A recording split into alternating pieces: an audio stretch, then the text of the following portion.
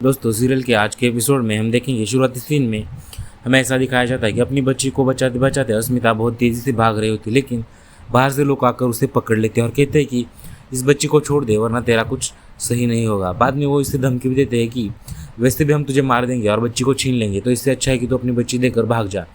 अस्मिता कहती है अगर हिम्मत है तो बच्ची को हाथ लगा के दिखाओ, मैं दिखाऊंगी फिर।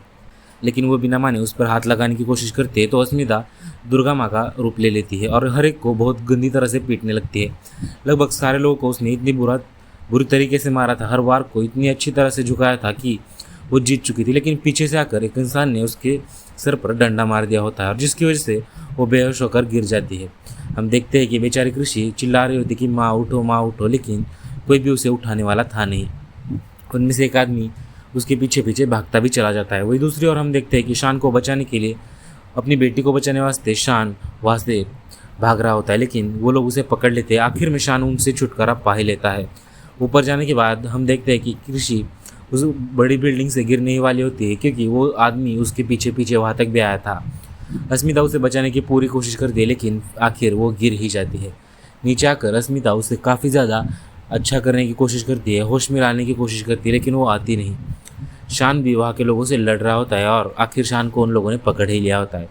अस्मिता अपनी बेटी को लेकर हॉस्पिटल भी आ जाती है। डॉक्टर को बताती है कि इसकी ट्रीटमेंट करनी पड़ेगी और सारी हुआ वाकया भी बता देती है। वहाँ पर हम देखते हैं कि शान को वो लोग बुरी तरह से पकड़ चुके थे और अब उसका खून ही करने वाले थे। तभी बीच में से ठाकुर आती है और उसे छोड़ने का कहती है। तभी शान उनके हाथ जोड़कर एहसान चुकाता है और कहता है कि आपने साबित कर दिया कि आपके अंदर अब भी माँ जिंदा है। तो वो कहती है कि जाओ, तुम्हारी बेटी सिटी हॉस्पिटल में जाओ, जी लो अपनी ज़िंदगी। वही दूसरी ओर हमें हॉस्पिटल में ये पता चलता है कि उसे ओ निगेटिव यानी शान का ही ब्लड ग्रुप चल सकता है। इधर नेवी मॉम घर पर नंदिनी को ताने दे रहे होते कि अब क्या करोगे, आखिर भगवान ने उस बच्ची को बचा ही लिया, तुम्हारा क्या फ़ायदा हो इतना सारा कर्मकांड करने का। लेकिन वो कहती है शायद आपने मुझे आज तक ठीक से पहचाना नहीं, मेरा नाम नंदिनी है और मेरे कर्मकांड या फिर मेरा इतिहास आपको पता ही नहीं। वही दूसरी ओर हम देखते हैं कि शान को खून देने जाना था। तभी नंदिनी एक प्लान बनाकर उसे अपने पास बुला लेती है कि उसकी बेटी का एक्सीडेंट हुआ है। इधर अस्मिता फ़ोन कर परेशान हो जाती है और हम देखते हैं कि निविता को फ़ोन कर सारी घटना बता देती है। निविता को काफ़ी तकलीफ़ हो रही होती है। दूसरी ओर हम देखते हैं कि उसने शान को बेहोश करके अपने पास रख लिया होता है और इधर हॉस्पिटल में खून की काफ़ी कमी होती है। अगर खून जल्दी से नहीं मिला तो उसकी मौत हो सकती है और ब्लड बैंक में भी खून नहीं है। तभी हम देखते हैं कि बाहर से शान आ जाता है। ये भगवान का चमत्कार ही होता है कि शान वहाँ पर आ गया और उसने अपना ब्लड भी दे दिया होता है।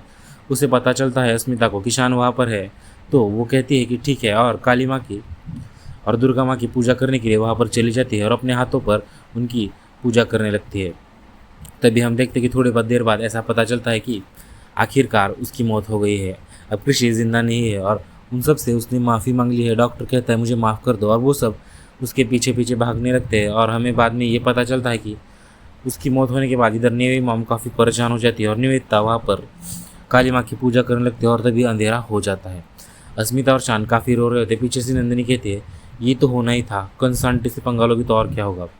इधर हम देखते हैं कि अस्मिता को काफ़ी हालत ख़राब होने के बावजूद शान भी कोई कसर नहीं छोड़ रहा था अपनी बेटी को ज़िंदा करने की। वो बार बार उसे उठा रहा था और कह रहा था कि मेरी बेटी हो तुम ऐसे नहीं जा सकती।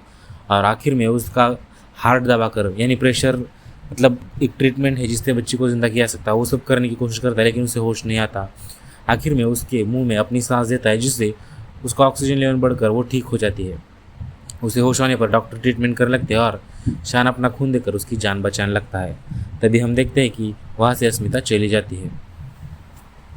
दूसरी ओर हमें ये दिखाया जाता है कि नंदिनी आकर डॉक्टर्स कहती है इसकी बेटी नहीं है, क्योंकि ब्लड ग्रुप तो किसी का भी एक हो सकता है, ये सिर्फ एक कोइंसिडेंस या फिर एक गिनी चुनी तोहमत ही हो सकती है। दूसरी ओर हमें ये दिखाया जाता है कि शिखावत उससे कहता है कि अस्मिता तुम खा लो, तुमने कुछ नहीं खाया। वो कहती है मेरी बेटी को होश आने तक मैं कुछ नहीं खाऊंगी। बाद में हम देखते हैं कि जब उसे होश आता है तो वो कहती है कि मुझे अच्छे वाले पापा से मिलना है, यानी वो शान से मिलने की जिद करती है। अस्मिता को ये पता चल चुका होता है कि वो अब किसी के मानने से या मनाने से मनाने नहीं वाली है, तो वो अपने घर पे अपनी बेटी को लेकर चली जाती है।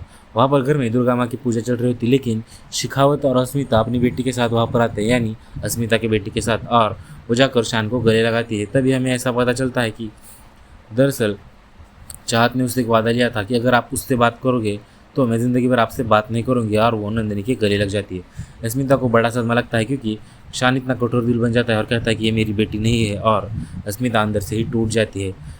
वहाँ पर निवेदिता को काफ़ी बुरा लगता है और कृषि का दिल चूर चूर होता है और वहाँ से भाग जाती है। अब जाकर देख अस्मिता उससे गंदी गंदी बातें सुनाती है कि तुम इतनी अच्छी बनने की ज़रूरत ही क्या थी कि मेरी बच्ची का दिल तोड़ दिया। शान जाकर बाद में उसे दुर्गा माँ की पूजा के लिए तैयार करता है, कहता है आप बच्ची हो इसलिए आप मेरी अच्छी हो, और उसे अपना प्यार दिखाने लगता है। शान और उसके बीच का यह नया बॉन्ड देखकर वो दोनों काफ़ी खुश होते हैं, और हम देखते हैं कि एपिसोड के आखिर में हमें ये दिखाया जाता है कि इन दोनों को खुश देख अस्मिता वहाँ से हंस रही थी, तभी शिखावत आकर उसे वहाँ से ले जाता है, और यहीं पर एपिसोड खत्म हो जाता है। बिना भूले वीडियो को लाइक कीजिए और चैनल को सब्सक्राइब भी कीजिए।